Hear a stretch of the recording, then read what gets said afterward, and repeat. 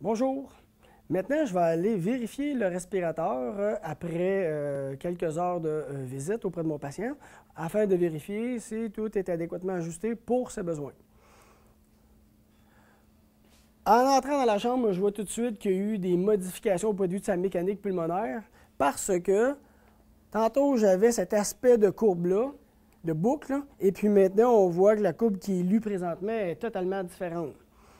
Donc, c'est la courbe jaune, c'est la courbe que j'ai présentement, et puis celle qui est en sous-brillance, c'est celle que j'avais tantôt. Donc, je vois aussi sur ma courbe débit-temps que mon temps inspiratoire n'est pas suffisant pour revenir à zéro.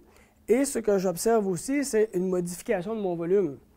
Tantôt, j'avais presque 400 ml, tandis que maintenant, j'ai seulement 275 ml.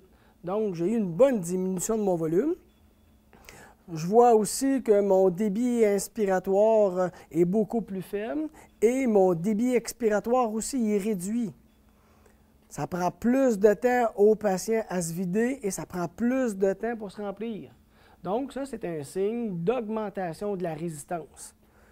Donc, ce que j'observe ici aussi, c'est que pour une même pression, étant donné que je suis toujours en pression contrôlée, j'ai une augmentation, la pression est maintenue tant ou aussi longtemps que le temps inspiratoire n'est pas terminé. Et ce que j'observe, c'est que j'ai une diminution de mon volume comparativement à tantôt.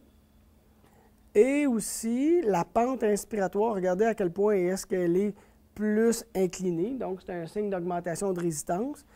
Et la largeur est quand même augmentée.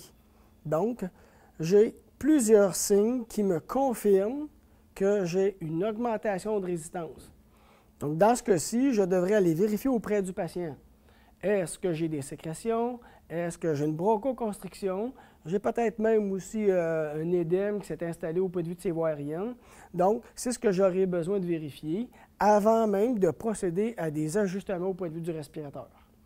Donc, lors d'une visite ventilatoire, je vais observer parfois des modifications de la mécanique pulmonaire chez nos patients. Et ça, c'est un exemple qu'on va observer quand on est en pression contrôlée.